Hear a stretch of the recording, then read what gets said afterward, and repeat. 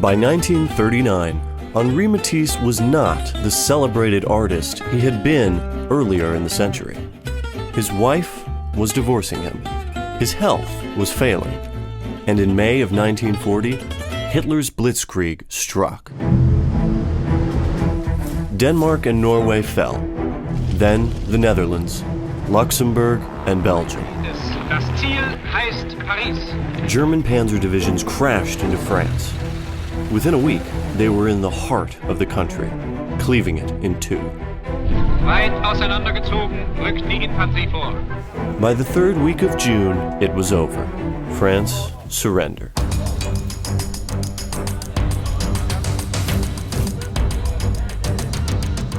As millions of Parisians fled south and west from the German occupiers, hundreds of artists fled France altogether. All artists, one another, had been affected by the war.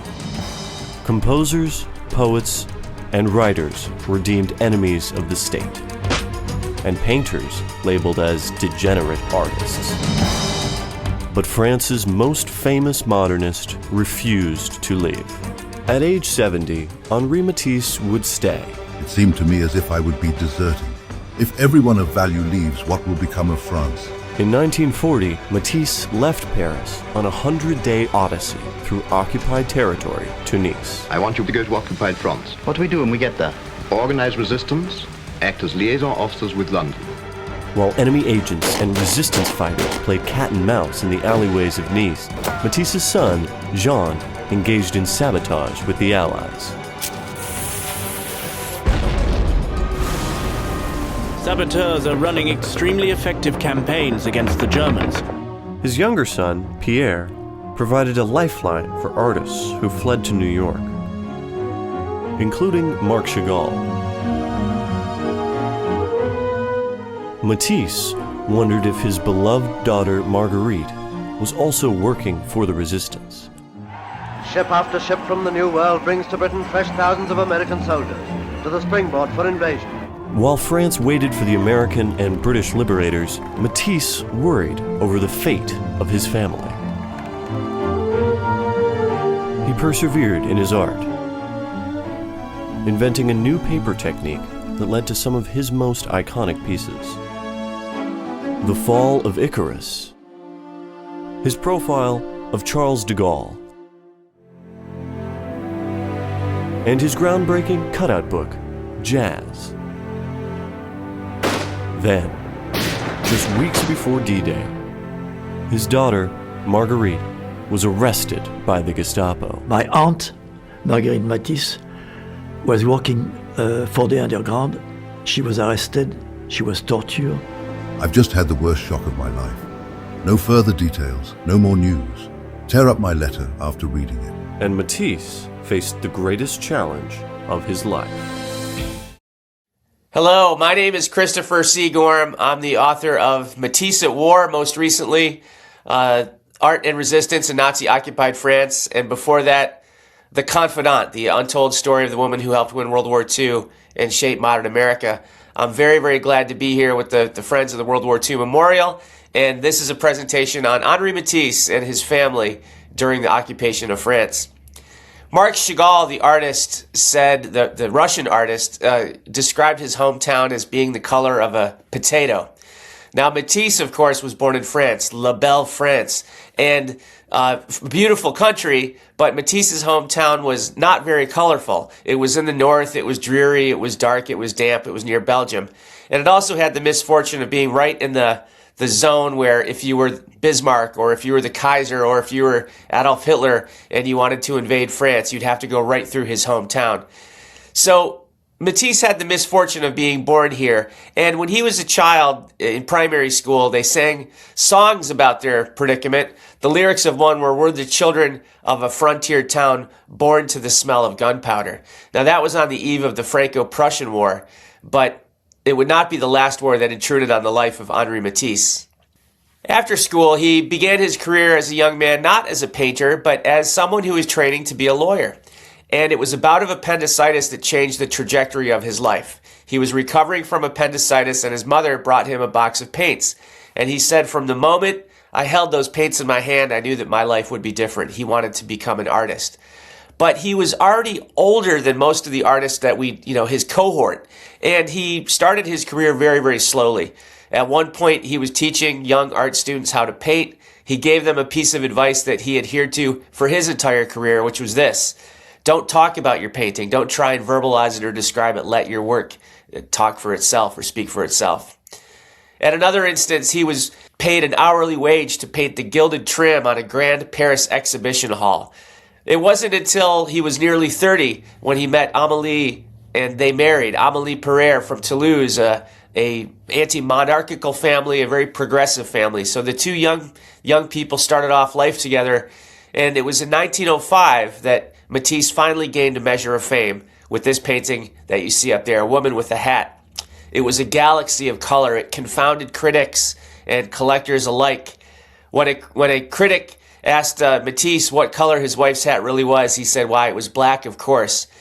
The painting that made Matisse famous, Woman with a Hat, was hung in the very exhibition hall where he once had painted on an hourly basis. Matisse was the leader of the Fauve movement, the wild beast of French painting, and he and Amélie had 3 children. There's Marguerite on the left. She was a daughter of a previous relationship with Matisse, but Amélie brought her into the family and raised her as her own daughter.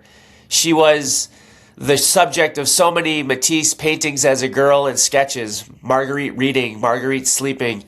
And as she became an adolescent and a teenager, she was the studio kid at the tip of the spear of the avant-garde, stretching canvases and washing brushes. As a woman, Marguerite was interfacing with the great collectors, the Stein family, the Cohn sisters of Baltimore, and making sure that her father's paintings got into those prestigious collections and into the great museums. Their second son up at the top there with the violin is Pierre. He too wanted an art career, but he wasn't quite good enough at music or at painting. And that was also the case with Jean down at the right below Pierre. Jean Matisse, the eldest son, also wanted to have an artistic career, but found it very difficult. The kids found their surname as much a burden as a blessing, but Marguerite said we were a family of artists. The second war to intrude on the life of Henri Matisse was, of course, the Great War, First World War. When it broke out in 1914, Matisse was 44. He wanted to jump in the trenches with his mates, painters and artists and pamphleteers and all of the Frenchmen and French women who were defending their country. But he was 44 years old and he was just too old. He appealed the decision to a government minister, and the minister wrote back and said, I'm sorry, you're too old, but what you can do is continue to paint well. And this is what he did. During World War I, Matisse painted, but his color was drained from his canvases. The hues were very, very more muted. Battleship gray, dark blues, moody colors. This is one painting from that time, 1916, The Piano Lesson. It's a painting of his son, Pierre, the one with the violin. Now, Pierre was nearly a teenager in 1916, but here we see him as a boy. He's behind a piano, and the critics looked at this geometric painting with the dark hues, and they thought it was a meditation on Matisse the father from the north, with an economical sense of talking to his children, with an economy of words. There was the son sort of barricaded behind the piano, kept inside by the iron scrollwork. There's a painting teacher up there in the upper right, sitting tall on the high chair. But I would invite you to think about this painting a different way. The piano keeps Pierre in the house rather than out there on the battlefield. The iron scrollwork keeps him safe from danger. And the piano teacher, instead of just making sure he practices his scales, is a guardian. And more importantly, perhaps, than all of those three is the metronome in the foreground, because the metronome is going tick, tick, tick. Every day that passes, every week that passes, Matisse's 2 sons get old enough to be drafted into the French army of World War I. This painting, also from the same era, Bathers by a River, confounded critics and collectors. Look at it. It is astounding. The 4 figures are almost wraith-like. They're almost extraterrestrial. Matisse has cut the head off of the second figure and the feet off of the 4th figure. The beautiful green on the left is verdant and wonderful, and there's a very fetching blue on the right, but to get from the green to the blue, you have to go through the center of the painting, a black maw, a trench. Matisse's works during World War I, we have to look at them in the context of a war in which his two sons were very, very likely to fight and perhaps even die. In 1917, his son Jean was in fact drafted into the French army, and in 1918, his younger son Pierre ran off and joined the French army just in time for the Second Battle of the Marne. The Matisse sons survived the war, and in the interwar years, the years between 1918 and 1938, the 2 decades, Henri Matisse began spending more and more time in Nice, in the south, the southeastern corner of France. And it was a time when his family drifted apart. Marguerite was old enough to be married, and she began her own life. She did not pose for her father anymore. She was no longer the studio manager of the Matisse, sort of art studio.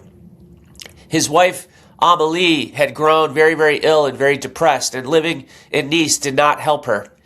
His son Jean was having difficulty getting his career off the ground, and his young son Pierre, the one with the violin, had had a failed marriage that failed so badly and so quickly that he had to go to New York. His former father-in-law, a Corsican man, was chasing him around southern Europe with a pistol, so Pierre Matisse went to the United States and really spent the rest of his life there. It was in this context where the family hired a helper, a woman named Lydia Delectorskaya, who will become more and more important as Matisse's life goes on.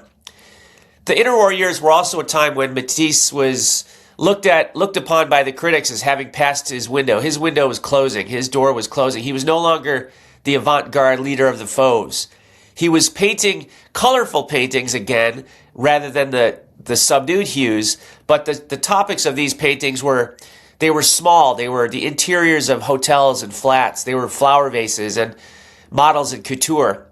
One critic said they were works of waiting and sadness, and another rather nastily said, "Who needs another Matisse window?"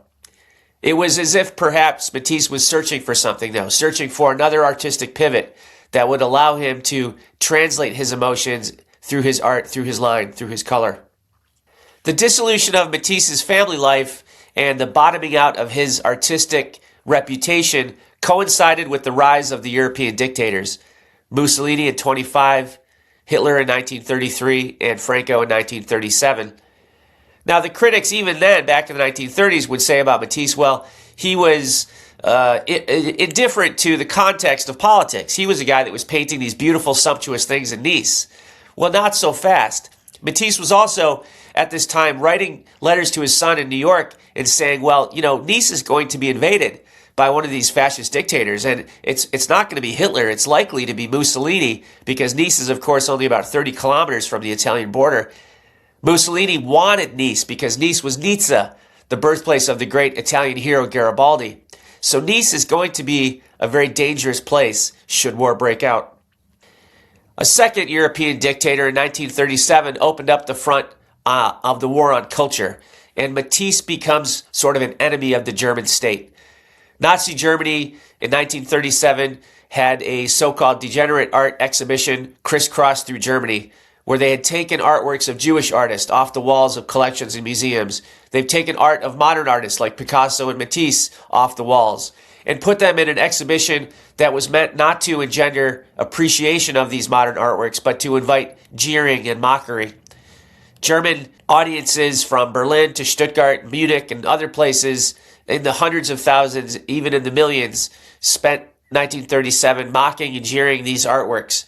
Matisse was an enemy of the German state, and if Germany took over more parts of Europe, then Matisse would be an enemy of those parts, perhaps even an enemy in his own country. The German word behind all this is Volksgemeinschaft, the idea of a cultural, an ethnic, and racial purity, of oneness, of sameness. And of course, modern art was contrary to that notion, so Matisse becomes an enemy of the German state. The military war began in September of 1939, but the summer before was a very tense time in France. And during that summer before the outbreak of war, Matisse was asked to prepare a cover for the leading art and culture magazine in Paris, a magazine called Verve. And this is what he came up with.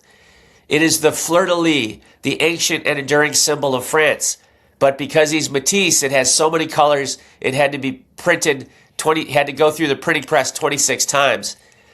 But the background of the fleur-de-lis on the cover is a foreboding black. And again, as if Matisse is speaking to us, trying to tell us what his emotions were at the time of the summer of 1939, the foreboding black cover of the Verve magazine.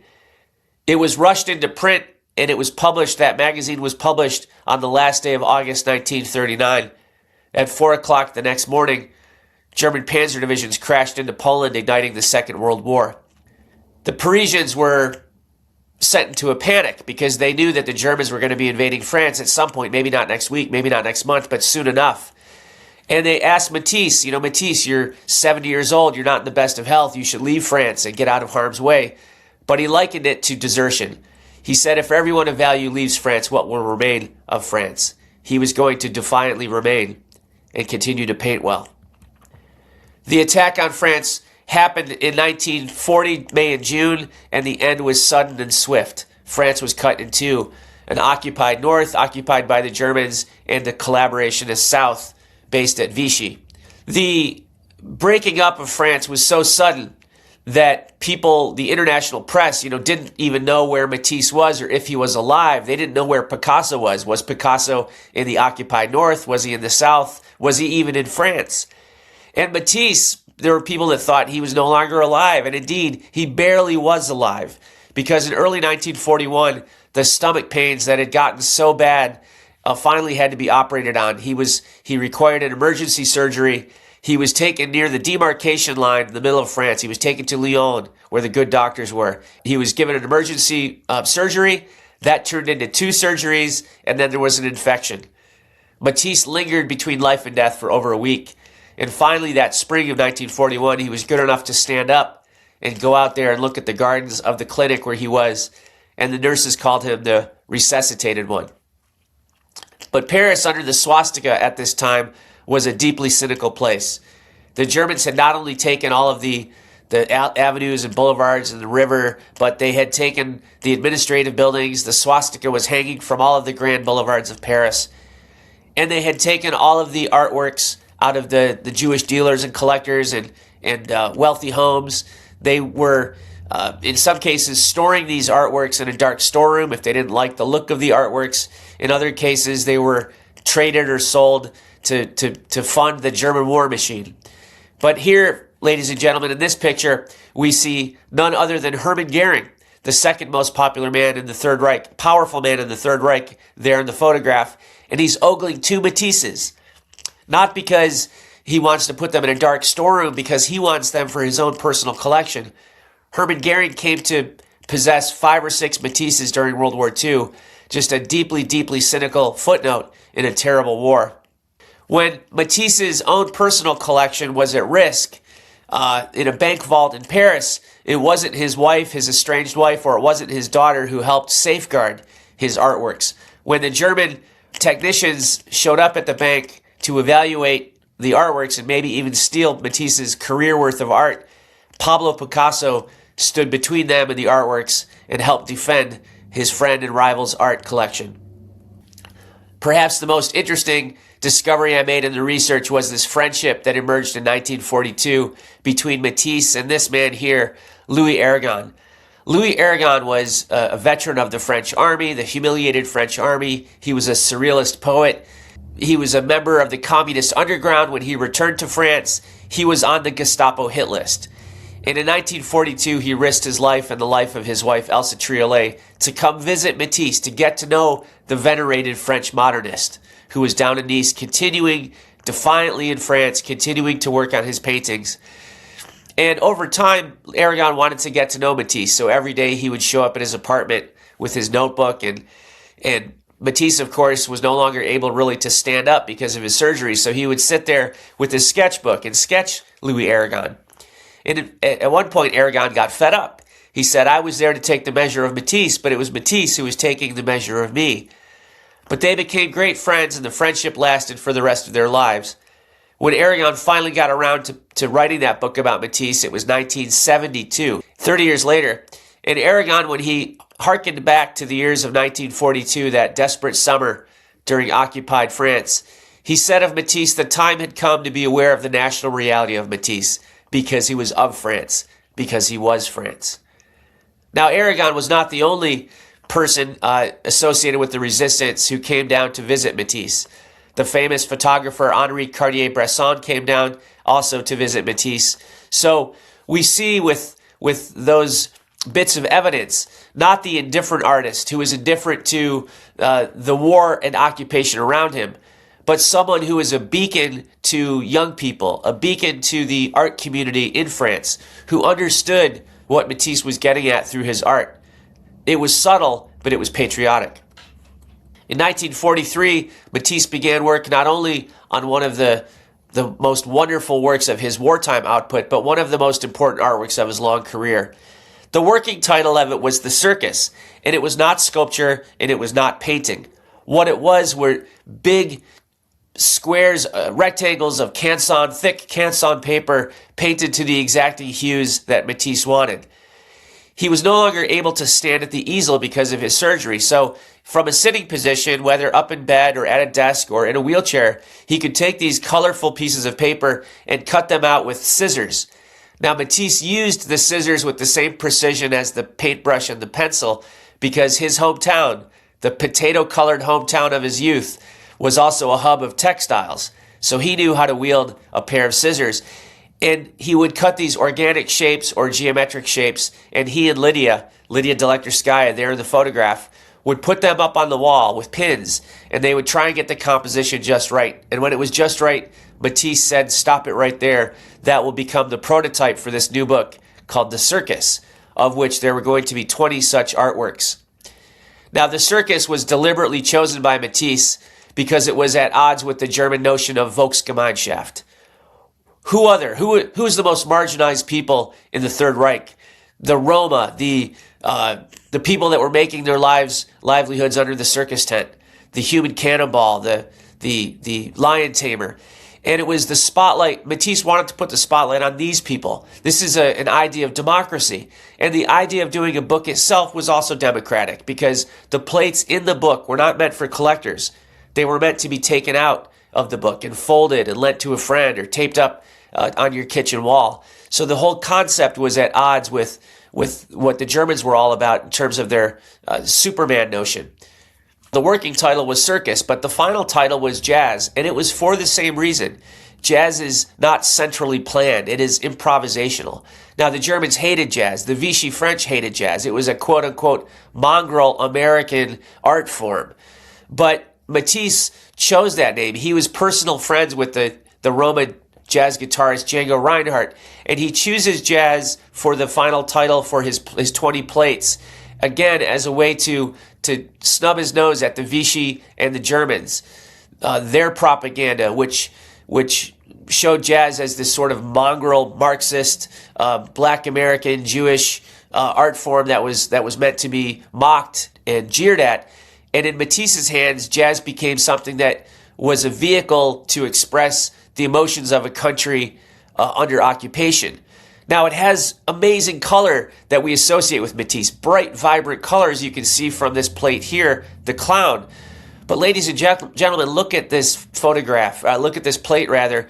Welt marks on the clown. And really just a torso, missing hands, missing his feet. This is, the bar is signifying perhaps even a prison.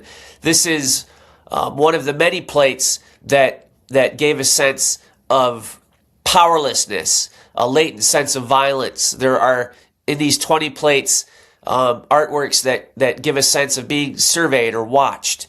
And there are also, ladies and gentlemen, plates of hope. But let's start there on the plate on the left, the sword swallower. Again, brightly colored fuchsia with the blue edges that Matisse put together. But you have to ask yourself, is this a circus performer or is this a torture victim?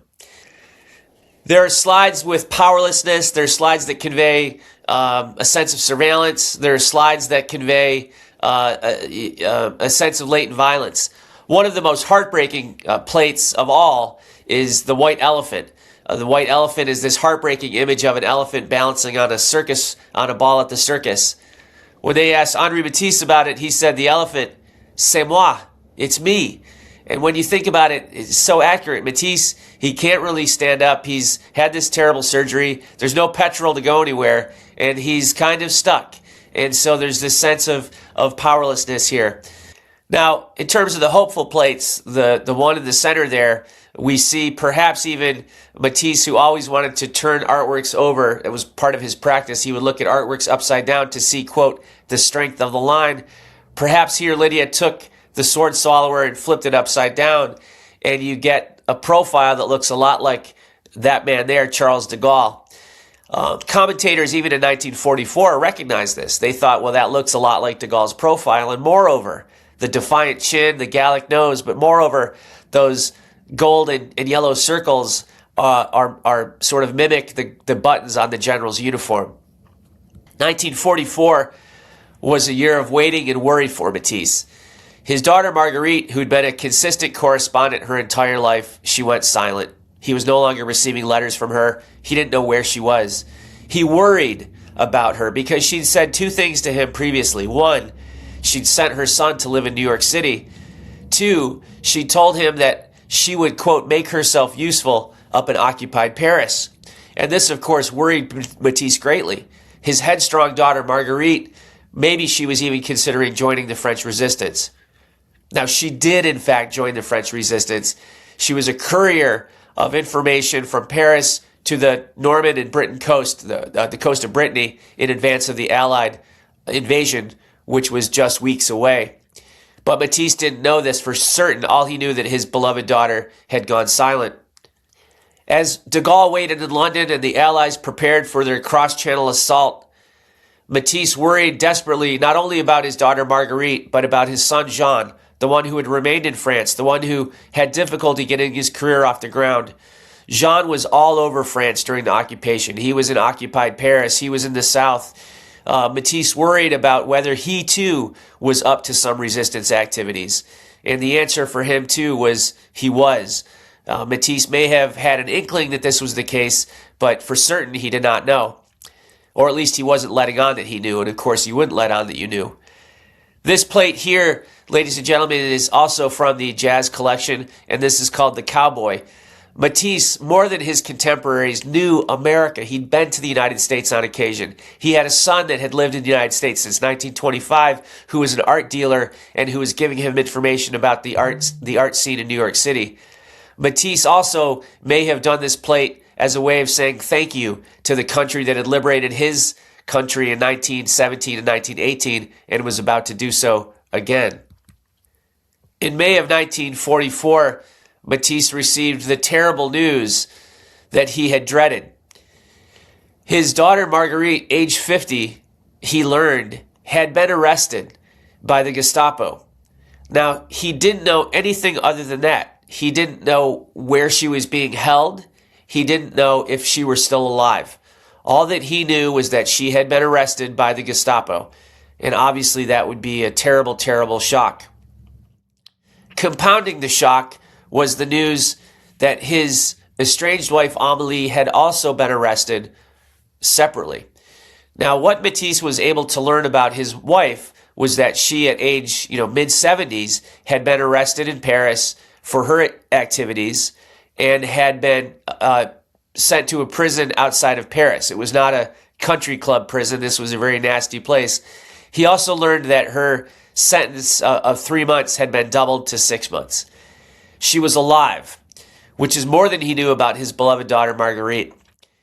And in this context, he works on another of the jazz plates, this one called The Wolf. Now, as you can see, it has the colors that we associate with Matisse, the bright, vibrant blue and fuchsia and the orange stripe on the right. And it has the organic shapes that we also find very Matissean over there on the left panel. But at the center of this plate is one of the most latently violent images that Matisse ever created, the wolf. Lydia Delectorskaya said it was the beast with the blood-stained eye. And the late curator in New York, Riva Castleman, said, well, yes, of course, the wolf was a stand-in for the Gestapo. And this makes sense. The beast, the Gestapo, had Matisse's daughter in its jaws. This third war that intruded upon the life of Henri Matisse, World War II, a time of war and occupation, was far from over. Folks, I hope we've saved plenty of time for question and answer. I invite your questions. It's been a real pleasure here to share with you the life of Henri Matisse and his family during the terrible years of occupation and war. Let's get to our questions. Hi, Christopher. How are you? Alex, I'm doing very well. Happy New Year to you and to everyone watching today. I just want to ask you a favor. You need to move turn around and grab your book that was in the presentation. Do you have it there? We can have a really good look at your house too. There we go. Thank you very much. That makes me feel good. Thank you. Why did you write this book? I mean, there's your words up there. Nice blurb from Alex. Before I answer that question, why I wrote the book, Lieutenant Colonel Pedone, amazing presentation and very, very moving to hear him. So it's quite a tough act to follow. But why I wrote the book on Matisse at War, history is my first love. I love it. But art and history, where art and war intersect, I think is fascinating. You think about when I first learned about the poets of the Great War, poets of World War I, these guys are doomed. They probably know they're not going to get out of this alive, but they continue to create. And so when I was casting about for an idea for my second book, I thought of art and intersecting with war. And I also had the great fortune, my wife and I have had the great fortune of spending a lot of time in Nice in the south of France. We were married there in 2002 and have been there 25 times. And Matisse's shadow is cast everywhere in that city. Places he lived, his museum, scenes he painted. So those two things kind of came together, Alex, for me. I wanted to do something art intersecting with war. And of course, knowing Nice, as I'm fortunate enough to do, that seemed to be almost able to play a character in my book. So Matisse and his family during the occupation and during the years of World War II. Well, I must commend you on your ingenuity. Let's get to the truth of this. You wanted to go to the south of France to escape the Boston winters, and you wanted to get a publisher to pay for it. Well, you're not lying. You did You're it. not lying. Right. Anyone who's ever, I'm sure many of the listeners today have been to France or even the south of France or parts of warm Mediterranean Europe, and it's a pretty nice place to be. So we have I didn't have time with Lieutenant Colonel Pedone to get to our questions, but we have a great reaction, incredible presentation, amazing presentation. You're not blushing yet. You're used to this, aren't you? You're used to all these comments. But anyway, did you study Nazi looted art, the subject of Nazi looted art, and that comes from Tess? Yes, Tess. That's a sort of subplot that runs through my book. What I found very, very cynical and just almost shocking was that Hermann Goering, comes to possess 6 Matisses basically for his personal collection. And in doing the archival research, you see basically the receipts from the monuments men, the so-called monuments men who, basically retrieve these Picassos and Matisses from the collection that was earmarked for Reich Marshal Goering. So it's a subplot or a sub-thread that runs through the book. The last Matisse that was repatriated, I think, was just a few years ago in the late 20-teens or early 2020s. So pretty incredible. This is Thomas. He says, the book reads with the momentum of a novel. How did you decide on the narrative structure, especially when dealing with overlapping timelines of Matisse, his family, and the resistance? Is this guy Thomas your editor? This is Really? a very technical question here. Well, I'm sure, Alex, you feel the same way reading that question, Thomas. It sounds like you're working on your own material, so I commend you for that. Narrative structure, I think, the backbone, you try and have a chronology. If you think of someone like Eric Larson, chronology is sort of, I think he calls it the spine of the book. So you want to sort of have that laid out. And I found the main challenge, Thomas, in this putting together this narrative was to balance art, which for me was a learning curve. The art scholarship and the Matisse expertise was a learning curve. To balance that with the military situation or the political situation in wartime Europe, which I'm much more familiar with. So it was the challenge was to balance those two things throughout the narrative and I'll leave it up to readers to decide if I did that. But I didn't want to cheat on one side at the expense of the other side. So I wanted to have a nice balance there. But wonderful question. It sounds like you're writing something, so keep it up. Is there a broader issue here about being occupied in World War II or at any point, which is that if you're an artist, it doesn't matter really who you are, you don't escape some kind of form of collaboration. You know, you can't walk away from that kind of experience unless you were an active member of the resistance with any sense of real pride. I mean, this is a stain on the country's history. What do you do or what don't you do?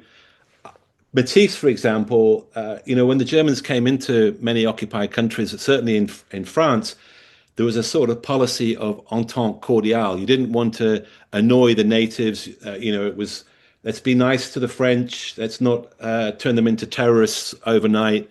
And so the French were allowed to do certain things that they weren't in other countries. So, for example, the Germans were pretty lenient toward French artists, with one exception, which is that if you were Jewish, you couldn't exhibit. Yes. Now, every other French artist, including Matisse, had to sign an agreement, an oath, to sign an oath assuring their Aryan status. So going back to my original point, even Matisse is forced, I would say, to compromise his values by swearing that he's a good old Aryan artist. Can you comment on that? This complicated place. Well, there's a lot to unpack in your question. The writers, even going back to the First World War II, the writers, the painters who are slightly older than acceptable to the army, did indeed find that very, very frustrating to be sidelined and not be able to fight. And Matisse is certainly in that category in World War I. By World War II, he's a pretty old guy. He's near death, at least for a couple years in 41, 42. But in answering the question, I give you this story of one of his early mates during the Fauve years. These are the early years when Matisse first gains fame. And there's a younger painter in that school named Andre Durand. Durand's parents don't want him to continue to paint. They say it's not a noble profession. So Durand says, well, I know this somewhat older guy who trained as a lawyer. He's a very good dresser. He'll come for dinner one night and he'll tell you otherwise. So Matisse shows up for dinner and convinces Durand's parents that, yes, painting is a noble profession. Well, everything's wonderful until 1942, when Andre Durand and a couple of other old Matisse mates are traipsed off into Nazi Germany to celebrate Nazi art, Nazi sculpture. And it's a tremendous betrayal to Matisse. He writes his son, Pierre, and he says, this is ghastly what's happened. So while it's true, artists had to, in the entente cordiale that existed, artists had to prove, I guess, or attest that they were not Jewish. You know, Chagall and his wife had to get out of France for their lives. But that was not the case with Matisse. But that said, there still was a decision to be made in the arts community whether to resist, however subtly, or whether to be swept up into Nazi Germany and celebrate them. I'm being cynical here, but sometimes, the writers and artists, the French writers and artists, get a bit of a free ride because it's as if they were being heroic by simply staying. Picasso stayed in Paris, or Sartre stayed in Paris, or Marguerite Duras stayed in Paris, Matisse stayed in France. That doesn't make them heroic. Do you think there's a sort of over-romanticization of these artists and writers that somehow they were performing a service by simply staying? Well, I with all due respect, I'm going to disagree with you on that one, and my evidence for that is Louis Aragon is quite literally on the Gestapo hit list. He's somewhat younger than Matisse. He was a veteran of the French army. He was in prison for a while with his wife, but because they were under aliases, he was mistakenly freed. He risks his life to go meet Matisse, this venerated French artist. Matisse and Cartier-Bresson goes down there as well on the run from a German work camp. And thirdly, are the words of Picasso's companion during these years, a woman named Françoise Gillot. She was in her mid-20s. She herself was a painter. and she's observing occupied, Nazis marching down the avenues of Paris as a mid-20s French woman.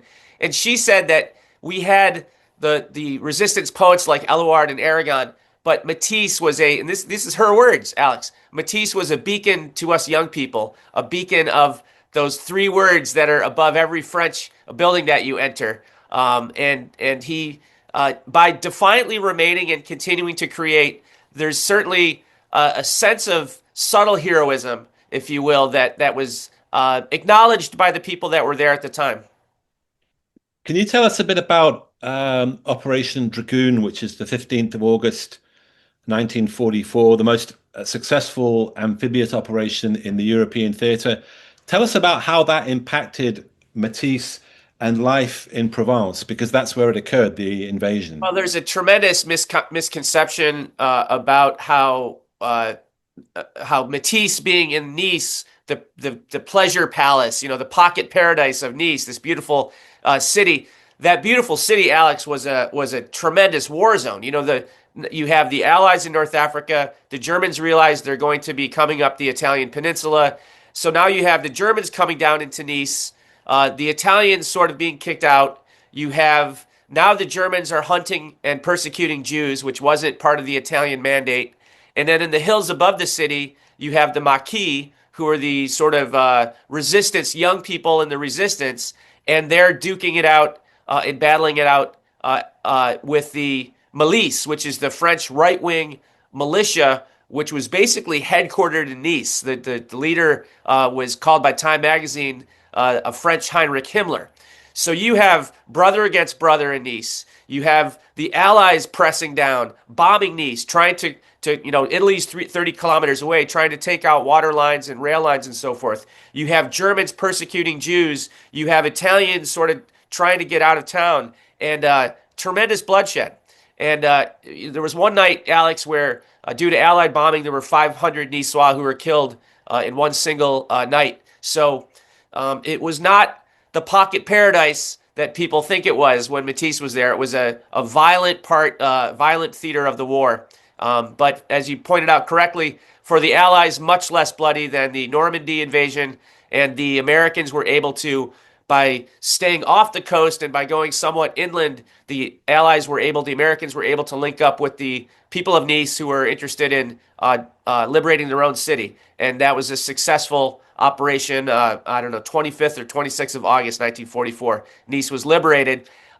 Matisse's companion Lydia said, "Do you want to come to the window to see the German troops marching away?" And he said, "No, never let it be said that I stopped work to watch the Germans depart." Can you tell us a little bit about what happened to Matisse after the war? I've included a couple of Robert Capa photographs there because he went down to Nice and photographed Matisse. Tell us a little bit about his life after the war. He called his life, he was, again, supposed to die in 41 or 42. He lived until 1954. He called those last years his second life. This was a gift that was given to him by the Creator. And one of the most incredible things he did was he continued to do paper cutouts. Primarily, that was his artistic outlet during those last years, those last over a decade. But the capstone of his career was a chapel on the hillside above Nice in a town called Vence. And it was done for a young Dominican nun that he had befriended during the war. And some of your listeners will have been there to the Matisse Chapel, or others will perhaps visit during their lives. But it is a wonderful place to be, whether you're religious or not religious.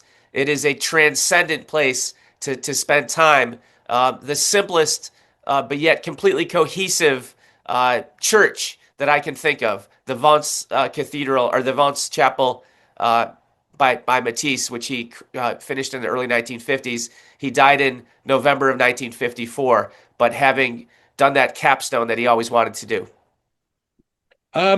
It's not a facetious question, but why do fascists have such bad taste?